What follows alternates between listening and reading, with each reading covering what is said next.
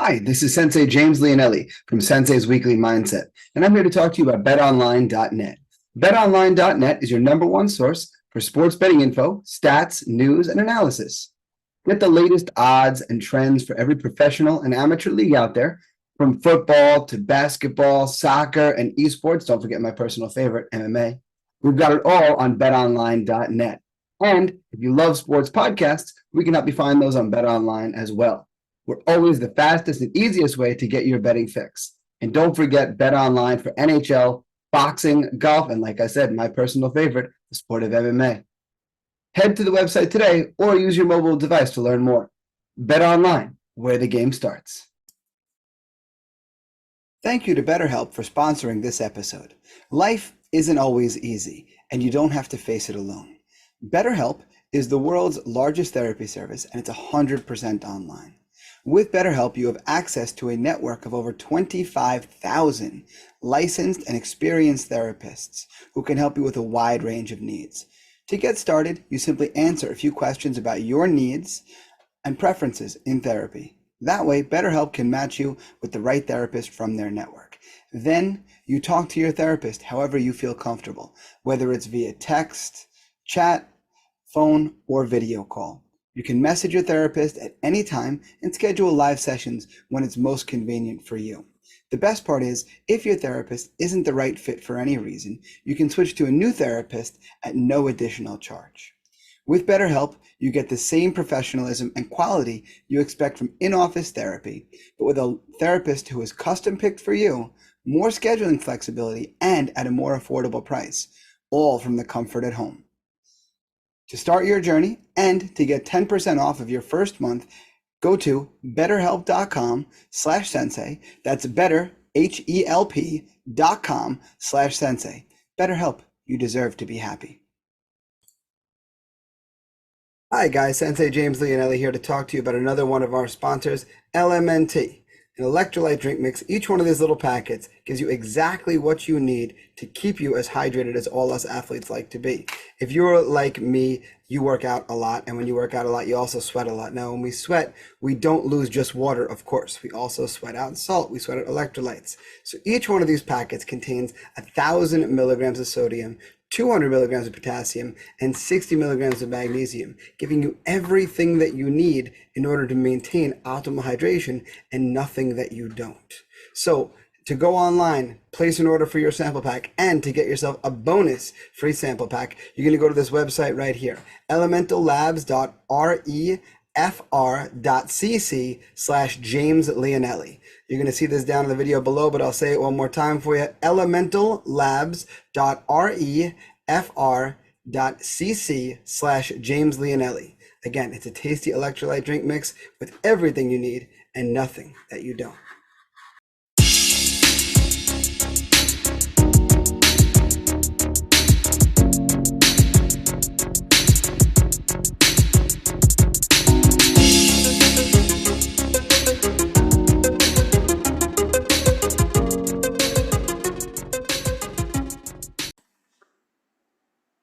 Hello and welcome to this week's episode of Sensei's Weekly Mindset. I'm Sensei James Leonelli, owner and head instructor of Tiger Schulman's here in Smithtown. Once again, I am back in my home recording space, ready to give you guys this week's food for thought. You can see I'm wearing a little more of the Everyday You Train line. This time the green Muay Thai shirt, one of my favorites for sure.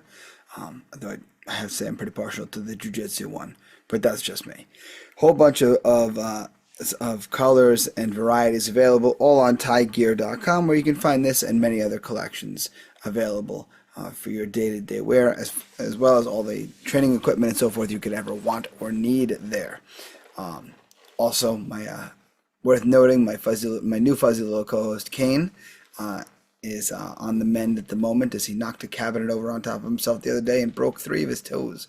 Poor little guy is in the cone of shame and a little bit of a brace on one of his feet, and he's making do though. He's still a cute little ball of energy, still terrorizing his big brother, and still having a blast and being the puppy that he should be. But nonetheless, as we are here today, it is just days removed from Challenge of Champions 54, and yet obviously another historic event for Tiger Schulman's, as we've been doing the COC forever. I mean, I started Tiger Schulman's in January of 1997, so when I started, COC3 had just happened. So it puts into perspective for you just how long we've been doing this tournament. And another great event, another great day of competition for the kids. It wasn't without its hiccups. We did have some technological issues with some, the internet not being the most cooperative early in the day, and a couple other snafus here and there, but nothing super major. I was a part of training the staff for the event. We really went through everything that they would need to know in order to be able to run their rings super effectively, and quite a few people took advantage of it, I should say, and quite a few people were part of the training, and as a result, I think we were able to do things even better, which was really nice, of course. And once again, my kids got to compete, which was something that I was very happy to have happen yet again. We started the day with Riley's competition. I'm going to come back to her because she's kind of she has a little more to do with how, or rather, the message I really want to talk about today. So we'll skip ahead to Kai. Kai did very well. Came out for jiu-jitsu, found himself made a silly mistake, and in making the silly mistake, found himself down on points pretty early. Just went for something. He was a little out of position for it, but managed to battle his way back. And though we're not allowed to coach, I did, yell at the scoreboard. I'm like, listen, you need a point. You need a point. And he was able to secure just enough to win, and got his first win. Got the scary one out of the way where he messed himself up. And then he continued to battle his way back and fought his way through the bracket, eventually securing his long-coveted first-place medal. He's been after that first-place medal in jiu-jitsu for a while. Got himself a third place, got himself a second place last time. Now he's collected them all. He has his first-place medal in jiu-jitsu, so he's a pretty happy camper. Went to kickboxing, and I know one of his goals for the year was he wanted a kickboxing medal. So he went out and right away put himself again in a hole. Comes out, throws a beautiful jab cross, and for the first time in his life, throws a head kick. Like, it was honestly a thing of beauty. It was a beautiful kick, but caught the kid right on the side of the head. And thankfully, he caught it, pulled it back just enough where the referee was able to tell, like, hey, you saw that, you controlled that. That was obviously an accident. It wasn't intentional. So rather than disqualifying Kai, he only took a point away, which, that's what we're allowed to do if it's not intentional, but, still clear. It was clear, but definitely not intentional. Kai came to me after the match. He's like, I've never thrown a kick that high in my entire life. So, nonetheless, with the point taken away, battles back, manages to fight to a draw, gets the overtime round, fights through the overtime round, and gets his victory, which he was very happy with. And he continued to fight his way through the bracket, had another second match that was very good, and then eventually got to the finals. When we got to the finals, he had been competing with this one young man all day. They competed in jiu-jitsu. Kai beat him in jiu-jitsu. And they were like talking each other up during the sitting down for kickboxing. It's funny because even after the jiu-jitsu finals where Kai had his medal, this gentleman won third place. So Kai at the end, he embraces both boys, second place and third place, and the picture's great. It's them embracing each other at the banner. It was a really awesome picture and a really awesome moment. It really, to me, just encapsulated what I love about Kai competing is no matter what goes on, win, lose, or draw, he is an excellent sportsman. He is an excellent sport, and even in victory, even when he beats somebody, he always takes the moment to hug them and appreciate the growth that person helped to give them, and it's certainly shown through here. It did affect Kai slightly negatively in that he became very friendly with the young man, very friendly, and they were talking the whole time.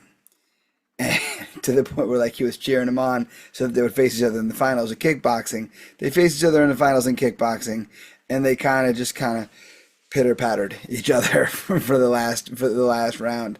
I think they might have gone to an extension. I don't recall. But again, you could see they were definitely being very friendly about it, and not more so on the on the like super competitive, let's beat each other kind of way. So Kai wound up with a second place medal there, but again, really coveted for him because he wanted a kickboxing medal. Now he's got his first kickboxing medal, that's silver, and did a very good job. A lot to be proud of. Put himself in some holes early on, but more importantly battled back, and even more importantly was a great sport the whole time. Now, cut to Riley. So Riley, one of the first competitors of the day, and I could see just like she wasn't quite like in her head there yet. Like it just wasn't quite, she just wasn't quite up for it. So obviously she's a good grappler and she does like jiu-jitsu and she has competed in it quite a few times. But I could tell she wasn't like up for the match. You know, like it hadn't been as big a deal to her. You know, previously she'd had to be a little more mindful of her weight, so she was a little more focused on it going into it, and she was thinking about it. It was more in her head. Whereas this tournament felt a little bit more like, yeah, it's tournament day. And though that can be a great thing, I wonder if that played a little bit of a part. So her bracket got changed up a little bit. There was somebody got moved out, so they had to adjust things. And it looked like what happened is Riley would have a match, and one of the other senseis, his daughter, was going to have a match, and if they both won, they'd compete against each other. Well, with the person getting tossed out of the division gets reshuffled. They now wind up fighting each other in the first match. And my friend Sensei Hurtalu gave Riley a great compliment. He goes, "Oh, Mia's grappling Riley first. One match for Mia today." And they had a really competitive match, actually.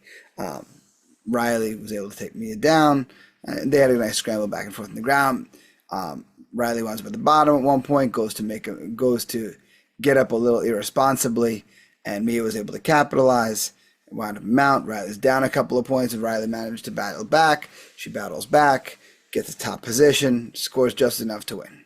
So now she moves on to the Final Four with that match. Goes into the Final Four, again makes a silly error in how she goes to go about getting her takedown, and in doing so, costs herself to get stuck on the bottom. And though she recovers guard a couple of times, never really gets into a scoring position. So now she gets to compete for third. And it was a little bit more of the same. She was a little more competitive in the third place match, a little more back and forth. But not her best showing. She was a little upset by it, obviously, because the stuff that she knew that she could do better. But that's okay. You know, it's not about, I've said to the kids in the beginning, to me it's not about them winning medals. I'm sure that's nice and all. But I want to make sure that they are just completely in control of fear in their lives. That fear has no impact in the decisions that they make, which is why I believe competition is such an important thing, because it is a very scary thing, right? What happens to you psychologically is it's such a big deal. But when that happens, are you able to rise in the face of the fear and still perform anyway? And it's that mindset that I bring to the tournament with these kids again and again and again, because again, is it beautiful if they come home with a cool title belt or medals? Yeah, that's all cool. Does it give me peace of mind for their self-defense? 100%. But more importantly, I know that by constantly facing nerves, by constantly facing the butterflies in their stomach in tournament-type situations, I know that fear will not be a decision maker in their life. So I digress. Right? The fact that Riley didn't win a medal in jiu-jitsu, a little surprising for us because she is a very good grappler. Just some silly technical errors that she fell a little in love with, and obviously some stuff we got to train out. All good, right? It gives us, sometimes you learn a lot more from losing than you do from winning. And when I saw the same mistakes being made again and again, it was kind of like, okay, good, now I know exactly what we need to work on. Unfortunately, in the last tournament, we didn't get a whole lot of that because she kind of ran through the whole division and she didn't even get a point scored on her until the final match, and even still ran right back from that match and wound up defeating that boy handedly. Nonetheless, we move on to kickboxing. So kickboxing was off to its own start. So I could tell the staff at the table needed a little help with smooth comp, because that's what I do. Smooth comp was a big part of what I was doing for the tournament. So I helped them out with that and everything. And the division was much smaller, so Riley was in the Final Four immediately. Goes out, wins her first match, and that was huge for her. Right? She was really happy about that, because last time she won her first match and then got to fight for third, and then did eventually win third, but she was a little salty about it, right? Because she's like, I won that first fight. I don't know what they were seeing. And this time, Didn't, as happens with many people when they compete, we didn't. I didn't get to see the best of her because I know how good she can be, but she did do very very well. What I love about Riley and the way she competes, right? Whereas Kai, I love the what a complete sportsman he is, and now though he'll beat anybody and though he'll go and try to beat you and give you his absolute best, Riley is, she may not always have the best sportsmanship yet. We're working on that. What she does have is just like the greatest go after itness. Like she does not back away. There is not fear in what she does. She just comes forward and tries to compete and tries to win. And that was very much what I saw in kickboxing. And she did that very well in her first fight. She's now in the finals, first and second. And then the young man she's facing fouls her. It happens at that age, right? They're young. Their accuracy is not that great. He fouls her enough that a point is taken away, which should mean that the best the young man can hope for is a draw. The fight is very competitive. They're very busy. Riley's ruled the winner, though it did. There were some interesting things that happened where it looked as though the referee took away a second point, which isn't what we do usually. If we would get to that point, we would disqualify and not take away a second point. So that was one thing. Then the way that the score is read, the one judge obviously didn't understand the rules very well because he did score for the other boy, and that was it. Impossible based on the fact that a point was at least one point was taken away. The best the boy could hope for was a draw. In watching the fight, I thought it was very competitive. You could have easily convinced me that Riley didn't win because it was so competitive. I would have liked to see the kids because in my opinion, they were definitely the two best kids in the division. It worked out perfectly that way. I really wanted to see them fight for that extra extension minute. I would have thought it was the right call. I thought it was close enough. Just give them the extra minute, let them work it out. Well, they opted not to, and they gave Riley the win, which was great. The senior instructor at the table decided, hey guys, we didn't account for that point correctly. And he made some logistical errors here. Sent the kids off the mat. They're all getting their gear off. They're getting ready for their medals. Now, in Riley's mind, she's got that gold medal, and she is beaming. She's as happy as can be because after jiu-jitsu didn't go well for her, kickboxing did, and she was as happy as a clam. And then after an extended bit of break, a good 3 to 5 minutes, Riley gets the senior referee comes out and he's like, oh, we accounted for that incorrectly. We are going to make them do the extension round. So now the kids who are done, are ready to get their medals, they pull the kids back on the mat, make them put their equipment back on, and now a good 5+ minutes later are making them do an extension minute for a match that already happened. In my opinion, which is an educated one nonetheless, it was a lot of folly in the hands of the ring staff. They did not handle the situation well, and I don't have a problem with the fact that they didn't think Riley won or whatever. Like I said, I would have been very okay with there being an extension round. And then Riley ends up losing the extension round because she's worked up. She feels that they took her gold medal away from her. And she loses the extension round. She gets the silver. She's, of course, very upset. And she doesn't understand why they took her gold medal away. That's the part I have a problem with, that I don't think was done well. Having a problem with this is the wrong phrase. That wasn't done well. But it gave me an opportunity for Riley because the reality is, in life, we do not control every single thing. As much as we would like to, we can't control everything. And often, we are left to deal with the consequences of someone else's actions. And because of that, right, there are two ways we can go about facing that. Number one is the woe is me attitude, right? Oh my gosh, this is so terrible. I can't believe this happened to me. And just let it just completely knock us down. And really, don't try to make the best of the circumstances, right? You could find yourself in Riley's shoes and be like, I'm not fighting it again. I don't want to. And like just throw a fit. Or you can do what Riley did. Put your gear back on, go out there, try to kick the kid's butt, do your best. And sure, emotions probably played into her performance in the second bit of it, because how could they not? They're little kids, right? At the end of the day, no matter what had happened, I try to remember these are 7 and 8-year-olds, right? So it's not as though they have the most emotional maturity in the whole wide world, and seeing things from her perspective, having been a kid who competed in the same tournament, I could understand the feeling of, well, I've won my gold medal. We're sitting here for all this time. Now you're taking my gold medal away and I have to fight again. I could very much understand that frustration and how that would mess with your emotions and not allow you to perform at your best. And, right, wrong, or indifferent as to the decision, like I said, that's not the important part to me. Um, but there was a great lesson here for her, because you cannot control what other people are going to do. You can't control when they're going to mess up. You can't control when the fact that humans are human and mistakes happen. You can't control when those things are going to happen. But what you can control is how you react to them. And what I told her was exactly the truth. That, listen, sometimes people get things wrong. They're human. No human is infallible. No human doesn't make mistakes. Every human does. But sometimes we're left holding the bucket for somebody else's mistakes. And that is not a fun feeling at all. That is very difficult. Adults have a very hard time with that.